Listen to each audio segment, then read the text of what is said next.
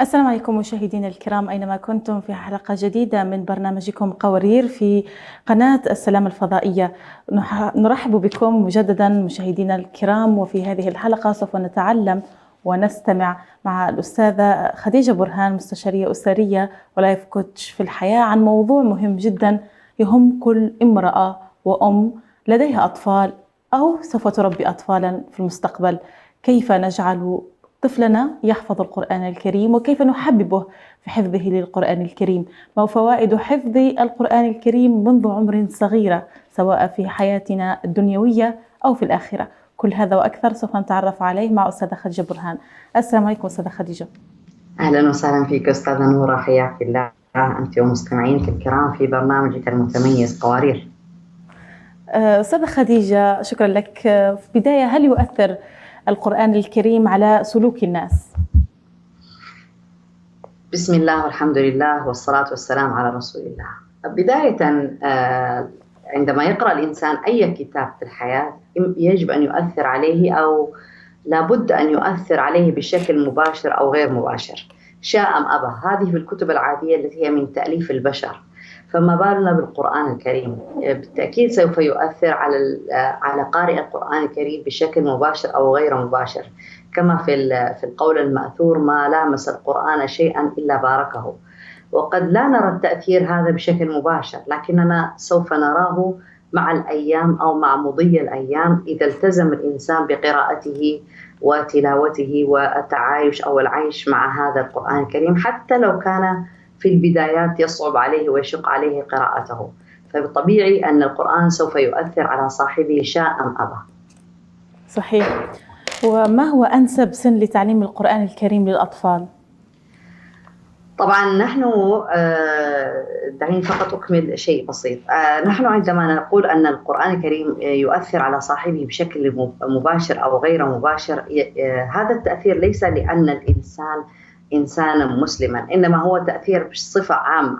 وقد رأينا هذا الشيء كما كان في عهد النبي صلى الله عليه وسلم، أن كفار قريش عندما كانوا يسمعون إلى قراءة النبي صلى الله عليه وسلم كانوا يقفون عاجزين أمام هذا الكلام الذي يسمعونه.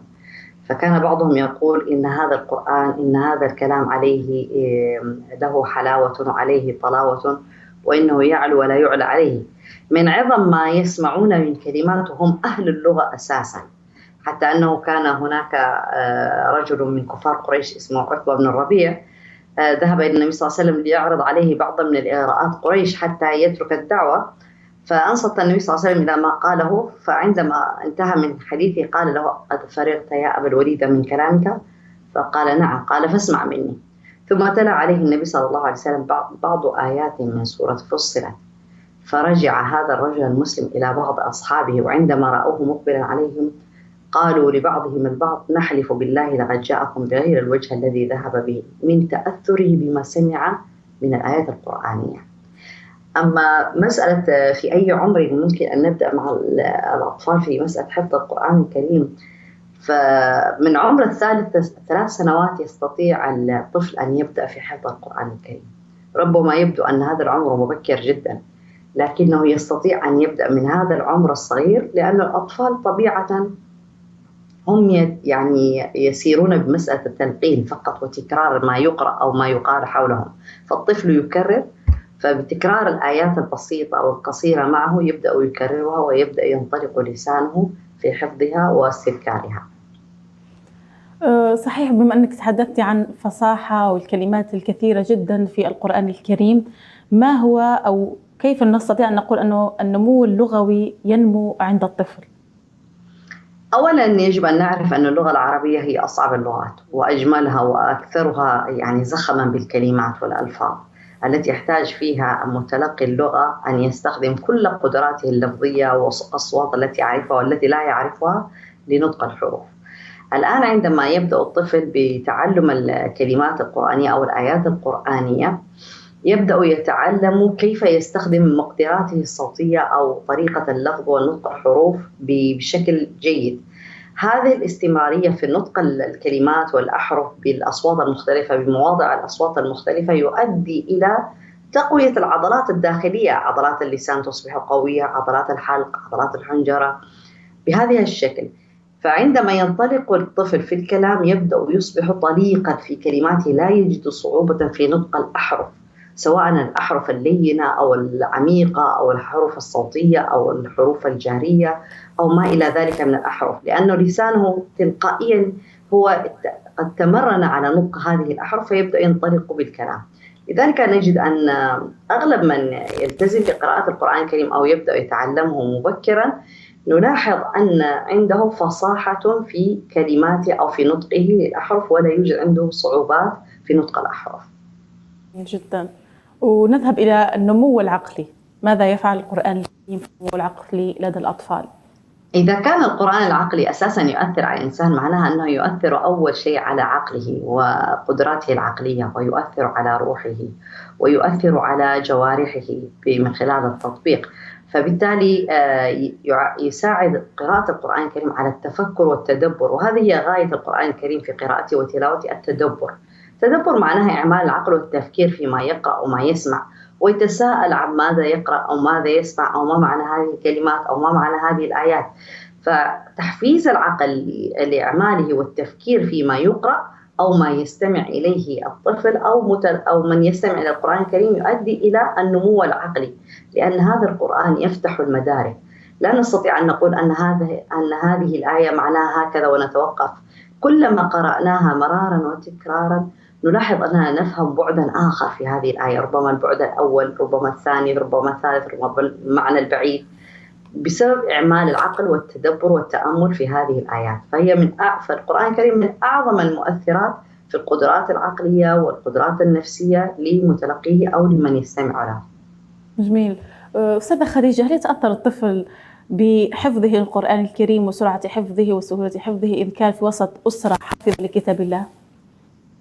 طبعا الإنسان ابن بيئته. إذا كان الجو العام حوله يقرأ القرآن طوال الوقت ويمسك أهل البيت المصاحف طوال الوقت وأحاديثهم دائما يدور مع القرآن الكريم، معناها أن تركيز هذا الطفل في عمر مبكرة بالذات يبدأ ينصب على هذا الكتاب العظيم، فيتأثر بهذا الجو العام فيصبح من هذا الجو، لأنه من هذه البيئة طوال الوقت يستمع للقرآن الكريم ليلا ونهارا، وحديث أهل البيت في هذا القرآن واهتماماتهم تدور مع هذا القرآن، فيبدأ اهتمامه يتركز عليه فيصبح حفظه له أسرع وأفضل بكثير من الآخرين في هذا الجانب. جميل جدا. أيضا أستاذة خديجة، نسمع كثيرا عن التحصيل الدراسي والقرآن الكريم. هناك فئة تقول أنه القرآن الكريم يؤثر بالإيجاب، وهناك فئة تقول لا، أفضل أن أطفالي يركزون فقط على الدراسة في الإطار المدرسي. يعني ما هو الرأي الصواب في ذلك وما هو رأيك؟ والله ليس رأي فقط، إنما مشاهد وملاحظ وبالتجربة أيضا، أن كلما أصبح تركيز الأبناء على حفظ القرآن الكريم ودراسته وفهمه يصبح سبحان الله يعني بركة القرآن تحل عليهم. فما دون ذلك، ما دون القرآن الكريم يصبح سهلا بالنسبة لهم. ما دون القرآن الكريم هو من خلق البشر أساسا، يعني سواء الكتب سواء المناهج سواء التعليم، فهذه ليست صعبة إذا كان الإنسان بدأ من أعظم شيء وأرقى شيء وأصعب شيء الذي هو القرآن الكريم. فنلاحظ دائما أن من يشغل وقته أو جزءا من وقته بحفظ القرآن الكريم ومدارسته وتعلمه وتدبره، تحصيله التعليمي أعلى بكثير من أي شخص آخر أو طالب آخر متفرغ تماما للدراسة. أما هذا وهم يعني دخل فيه الناس حتى يعني ينصرفوا فقط، يعني حتى أنا لا أعرف يعني أين أتت هذه المقولة أن القرآن الكريم يؤثر بشكل سلبي. بالعكس، القرآن الكريم دائما تأثيره إيجابي وفيه خير كثير جدا لمن يدرس ولمن لا يدرس. أساسا نحن نقول أن إذا كان إنسان يبدأ نهاره بورد قرآني حتى يتحصل على بركة اليوم، فما بالنا إذا بالطلاب المدارس ولا بالطلاب الجامعات، إنما يكون لهم ورد واحد أو ورد ثابت في اليوم يبدأون به نهارهم أيامهم كلها، لأنه هذا هو الأساس وهذا هو الأصل، وما بقي ذلك هو مجرد تفاصيل لليوم أو للحياة كلها. جميل جدا. بما أنه تحدثنا أيضا عن الحفظ بدايته للأطفال في سن مبكرة جدا، ما هو السن المناسب لبداية تعليم الأطفال القراءة والكتابة أيضا؟ مسألة تعليم القراءة والكتابة هي مسألة نسبية تعود إلى الطالب أو إلى الطفل نفسه وإلى أهل بيته واستعدادهم لبذل هذا الجهد. نحن نقول دائما إذا بدأ بالنسبة للقراءة، إذا بدأ الطفل بحفظ القرآن الكريم ينطلق لسانه فيما بعد لتعلم القراءة، ويصبح الموضوع أسهل بكثير له، لأنه هو يبدأ بأصعب شيء. يعني هذا القرآن الكريم ليس شيئا سهلا قراءته وتدبره والبقاء معه وقت طويل جدا في أثناء القراءة. فإذا بدأ الطفل من هذا الجانب أو من هذه الزاوية ينطلق في القراءة فيما بعد ذلك، لأن كل شيء بعد القرآن الكريم هو أقل أهمية وأقل تأثيرا أساسا يعني، ويصبح ضعيفا. أما بالنسبة للكتابة عادة نحن نوصي بمسألة الكتابة أن يبدأ بشكل مبكر. لن يكتب الطفل طبعا كلمات أو أحرف، لكن أساس الكتابة هو تعلم كيفية الإمساك بالقلم، ثم الإحساس بهذا القلم، ثم رسم بعض الأشياء حتى لو كانت أشياء غير مفهومة، يعني خطوط متداخلة مع بعضها البعض، فقط حتى يستشعر الطفل تأثير هذا الشيء الذي يمسكه في يده.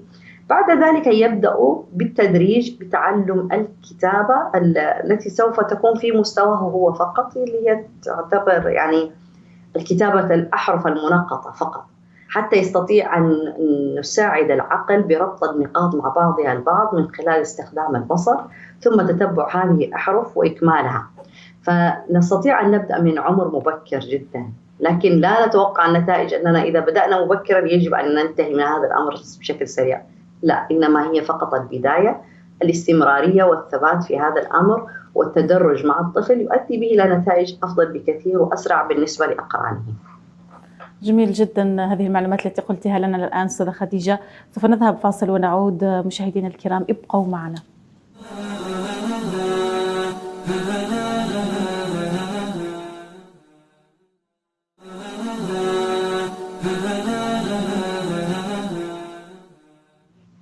مرحبا بكم مجددا مشاهدينا الكرام أينما كنتم في برنامجكم قوارير، وفي حلقة بعنوان طفلي والقرآن الكريم.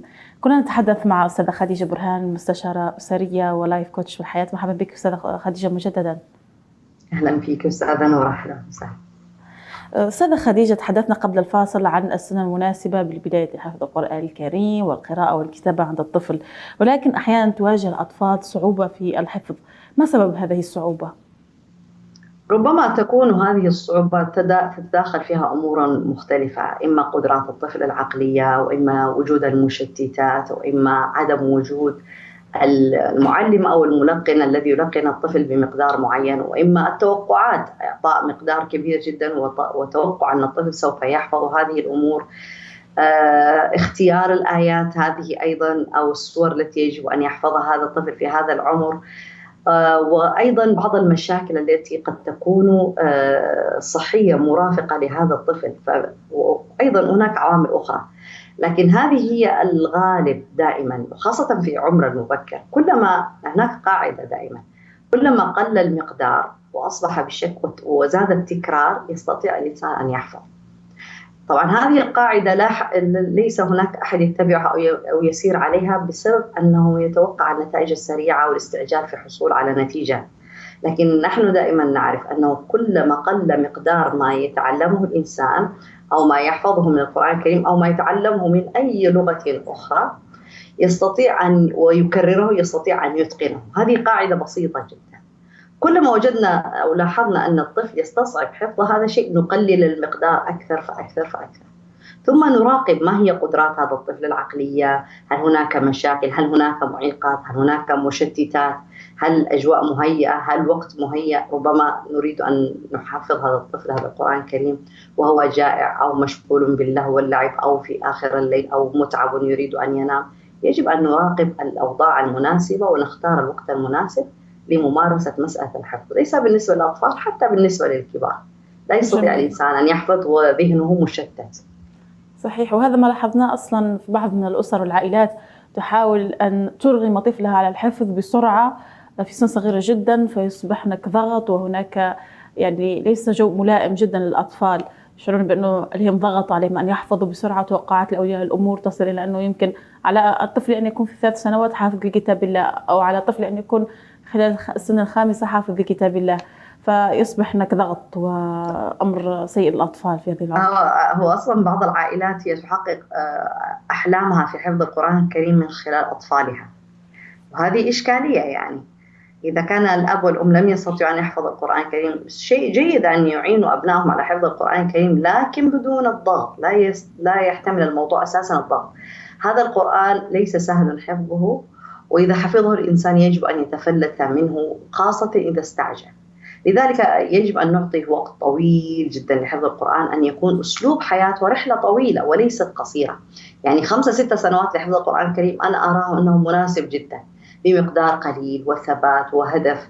وحفظ ليس حفظ الحروف، إنما حفظ المعنى والتدبر فيه، فلا يستثقله الأبناء ولا يستصعبونه ولا يشعرون أنهم هم مقصورون أو مقهورون عليه، إنما بوتيرة ثابتة وبمقدار قليل جدا. هذا أفضل شيء دائما. جميل.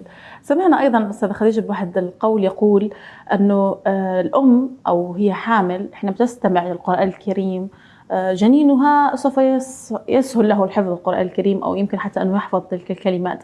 ما صحة هذا القول؟ أنا أيضا سمعت هذا الشيء، لكن أنه يحفظ إنما يتأثر، نعم، بطبيعة الحال. الأبناء أو الأم عندما تكون حامل، هذا معروف طبيا أن الأطفال أو الأجنة في بطون أمهاتهم يشعرون بما تشعر به أمهاتهم، ويستمعون للعالم الخارجي والأصوات التي تحدث. فإذا سمع الطفل أو كان كثير الاستماع، أو الأم كثيرة الاستماع للقرآن الكريم، فدائما يحفظ هذه النغمة وهذه الأصوات، تلتقطها أذنه، فيبدأ يتأثر بها. فعندما يخرج إلى الدنيا في واقع الحياة، هو ألف هذه النغمات أو هذه الكلمات في السابق، يعرفها تماما، فيبدأ يسير بها في هذه الحياة بشكل بسيط.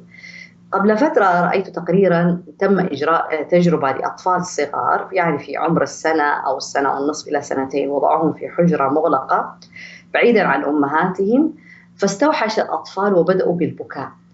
ثم هم في الغرفة هذه كانوا موصلين مكبرات صوت، فقاموا بتشغيل. الأمهات كانوا في الجهة الأخرى من الغرف، فقاموا بوضع أجهزة اللي هو أجهزة التخطيط القلبي على قلوب هذه الأمهات حتى تصدر الصوت، كل طفل مع أمه. عندما سمع الأطفال دقات قلوب أمهاتهم، بعضهم بدأ يضحك، وبعضهم ترك البكاء، وبعضهم أصبح سعيدا، وبعضهم بدأ يبتسم. فلاحظوا أن الطفل إذا كان في بطن أمه يستمع إلى دقات قلبها ويشعر بالأمان ويشعر بالراحة، أقاموا التجربة على أرض الواقع وهم خارج بطون أمهاتهم ورأوا هذا التأثير. هذا يثبت لنا أن الطفل ما يسمعه وهو في بطن أمه يؤثر عليه في المستقبل. لذلك نلاحظ بعض الأمهات يقومن بهذا الشيء، بسماع كثير من القرآن الكريم أو تشغيل التلفاز بالقرآن الكريم وقت طويل، وعندما يخرج هذا الطفل للدنيا يريد أن ينام، تشغل له القرآن الكريم فيهدأ الطفل وينام. فهذه تجربة مثبتة، يعني تأثيره بالفعل. جميل جدا. ماذا أيضا عن القرآن الكريم والنمو القيمي والأخلاقي لدى الطفل؟ إن هذا القرآن يهدي للتي هي أقوى. فالقرآن الكريم في الأصل ليس للحفظ والتلاوة فقط، إنما هو أسلوب حياة يجب أن نتدبره ونأخذ منه الأحكام ونغير أفعالنا بناء ما جاء فيه، لأنه هذا هو دستور المسلم في الحياة الدنيا، وهذا هو دليل الإرشاد أساسا لعيش الإنسان في حياة الدنيا، سواء في علاقته مع الله، سواء في علاقته مع نفسه، سواء في علاقته مع الآخرين.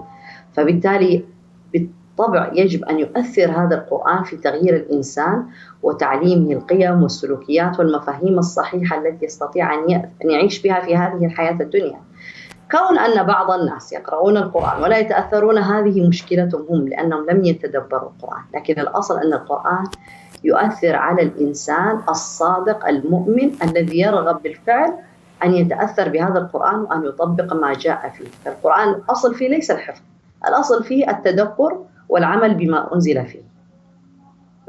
أيضا أستاذة خديجة، هناك مقولة سمعناها أنه تعليم القرآن الكريم للأطفال خاصة قصار الصور قد تؤثر في الصحة النفسية لدى الطفل. تأثير صح بشكل إيجابي أم سلبي؟ يقول بشكل سلبي، هناك من يقول بشكل إيجابي. القرآن الكريم لا يمكن أن يؤثر بشكل سلبي على الإطلاق، تأثيره دائما إيجابي على صغار السن أم كبارهم. أما من يدعي ذلك هو يريد أن يروج لنفسه أو يوجد لنفسه حجة حتى لا يقرأ هذه القصار السور. وما هي قصار السور أساسا؟ هي المعوذات والفاتحة وبعض السور البسيطة جدا، وهذه أساسا يعني حفظها مهم جدا، وفهمها وإدراكها واستخدامها بشكل أو تطبيقها في واقع الحياة مهم جدا، سواء للصغار سواء للكبار.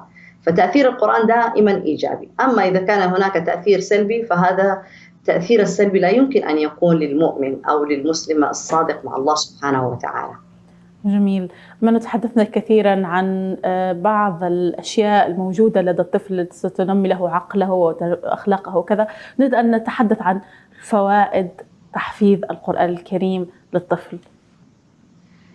أول شيء يستفيد منه الطفل في حفظ القرآن الكريم فصاحة اللسان وصفاء العقل والذهن لتلقي ما يلقى عليه من هذا الكلام من عند الله سبحانه وتعالى، ثم في الحياة يستطيع أن يكون أكثر فهما. تهذيب النفس وتطهير السلوكيات أو تطهير هذه الروح مما يتعلق بها من هذه أمور الدنيا. ضبط الإنسان لسلوكياته ضمن الضابط الشرعي وهو الحلال والحرام، أو بما قال الله وقال الرسول في هذا القرآن العظيم. ثم الالتصاق والتعرف بالله سبحانه وتعالى من خلال ما يتلى في هذا القرآن من الآيات وما فيه من القصص والعبر التي يستطيع الإنسان أن يعيش من خلالها في واقع الحياة، يرى عظمة الله سبحانه وتعالى في تسيير هذا الكون العظيم وفي تدبير هذا الإنسان في حياته الدنيا وفي تقريبه أو مساعدته في القرب من الله سبحانه وتعالى. ضبط علاقته بالناس، لأن هذا القرآن يضبط السلوكيات، فينضبط قارئ القرآن بسلوكيات تساعده أن يكون علاقات اجتماعية فوق الممتاز حتى، بالإضافة إلى زيادة القدرات العقلية، الذكاء والتفتح الذهني، لأن ما لامس القرآن شيء إلا باركه. إذا أردنا أن نعدد فوائد قراءة القرآن الكريم لن ننتهي، لكن يكفي أنه كلام الله المنزل على النبي صلى الله عليه وسلم. وهذا القرآن يعني كتاب مبارك. معناها مبارك أنه يبارك ما ينزل عليه أو ما يوضع فيه، فإذا وضع في قلب الطفل ووضع في قلب الإنسان فإنه يباركه ويفتح عليه من الخير ما لا يعلمه إلا الله سبحانه وتعالى. وكيف نستطيع أن نجعل الطفل يحفظ القرآن الكريم، وما هي الخطوات التي يجب اتباعها مع الأطفال؟ أبسط طريقة لتحفيظ الطفل القرآن الكريم أن يرى قدوة في البيت يحفظ القرآن الكريم وينشغل به. إذا كان الأبوان يعني عندهم هذا الاهتمام بحفظ القرآن الكريم، معناه هذا الطفل طوال الوقت لن يرى في يد والده ووالدته إلا المصحف، أو أغلب الوقت إذا أراد أن يراهم فسوف يراهم هم يمسكان المصحف، فسوف يتساءل ما هذا المصحف. وإذا سمعهم هم يحفظان القرآن ويبدلان ويكررانه، الطفل بطبيعة الحال هو يقلد ما يرى، فسوف يقلد والده أو والدته في سلوكهم هذا في حفظ القرآن وتكراره. هذا النموذج يسمى القدوة. عندما الآن في وجود هذه القدوة أريد أن أحفظ الطفل القرآن الكريم يسير معي بكل يسر وسهولة، لأن هناك نموذج يراه ويتعامل معه ويريد أن يقلده ويصبح مثله. إذا وجد هذا النموذج بهذه الكيفية نستطيع أن نبدأ مع الطفل قراءة أو تحفيظه القرآن الكريم، أو إلحاقه بمدارس تحفيظ القرآن الكريم، أو اختيار من يدرسه القرآن الكريم بأسلوب بسيط جدا مناسب له، يعني كتخصيص معلم خاص له بهذا الأمر، وترتيب الأوقات بحيث أن يستطيع أن يحفظ القرآن الكريم. إذا غابت هذه الأمور كلها يصبح تحفيظ الطفل القرآن الكريم يعني صعبا قليلا، لأنه لعدم وجود القدوة يشعر الطفل أنه يبذل جهدا في أمر ليس له علاقة أو ليس له فائدة، وخاصة أن المجتمع الآن لا يشجع مسألة حفظ القرآن الكريم. فإذا وجود القدوة مهم جدا إذا أردنا أن نجعل الطفل يبدأ في حفظ القرآن الكريم ويلتصق فيه ويتعلم. جميل جدا. بدأنا في بداية حفظ القرآن الكريم مع طفلي، ولكن بعد فترة من الفترات وجدت أن هذا الطفل بدأ ينفر من الحفظ ويتعصب لفكرة أنه سوف يبدأ في حفظ القرآن الكريم. كيف نتصرف مع هؤلاء؟ يجب أن نتساءل ما الذي أفعله حتى يصاب الطفل بالنفور. يمكن أن يكون الطريقة مكررة أو مملة، ويمكن أنني أتبع أساليب غير مبتكرة، ويبدو أنني ربما أنني لا أراعي الحالة المزاجية للطفل أو الحالة العمرية أو الحالة العقلية. يجب أن أغير الأساليب دائما ولا أكرر نفس الطريقة ونفس الأسلوب. الأطفال لا يحبون أن يجلسوا في مكان واحد حتى يحفظوا ويكرروا. سلوك الطفل هو الحركة. إذن يجب أن أبتدع أو أبتكر أسلوبا يتناسب مع عمر الطفل وحركته. إذا كان الطفل متحركا يبقى متحركا، لكن يعمل أذنيه من خلال المسجلات الصوتية، من خلال قراءة الأم وتكرار السورة. أثناء لعبه سوف يحفظ هذه الآيات القرآنية. إذن دائما يجب أن نغير الأساليب.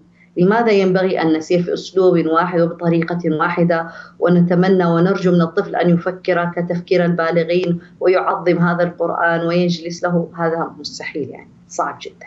يجب أن نراعي هذه مسألة العمر بشكل قوي جدا. أكثر من 5 دقائق لن يجلس أي طفل لتعلم أي شيء، بعد ال5 دقائق سوف يتحرك. إذا يجب أن أكون أنا كمعلم ذكي جدا حتى أواكب حركة الطفل ونقل المعلومات إليه أثناء مرحلة الترفيه. جميل. وهل يجب على الطفل أن يفهم القرآن الكريم أولا قبل حفظه؟ فهمه الكبار لا يفهمونه، فما بالنا بالصغير. لكن نستطيع أن نشرح له بعض الآيات البسيطة بالمعاني البسيطة أو الألفاظ البسيطة التي تتناسب مع عمره، ولا نطلب منه أكثر من ذلك.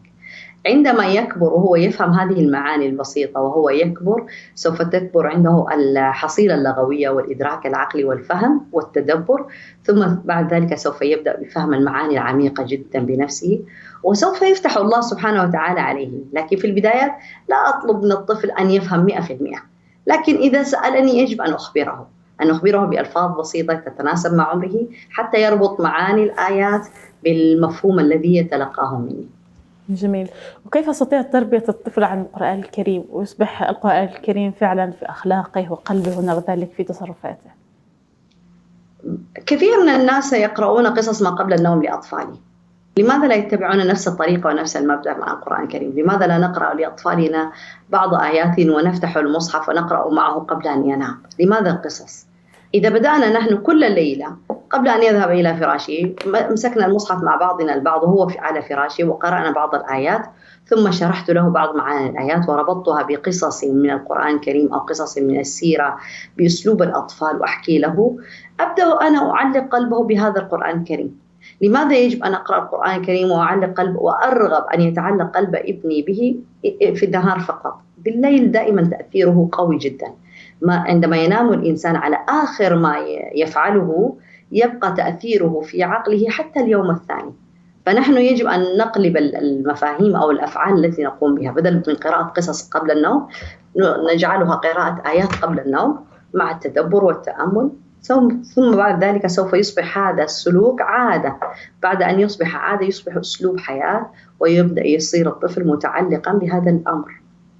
جميل جدا. شكرا لك يا أستاذة خديجة على هذه المعلومات وهذه الأفكار الجميلة جدا. استفدنا كثيرا في هذه الحلقة من القرآن الكريم والطفل وكيف نستطيع أن نربي ونجعل الطفل يحفظ القرآن الكريم في عمر مبكرة.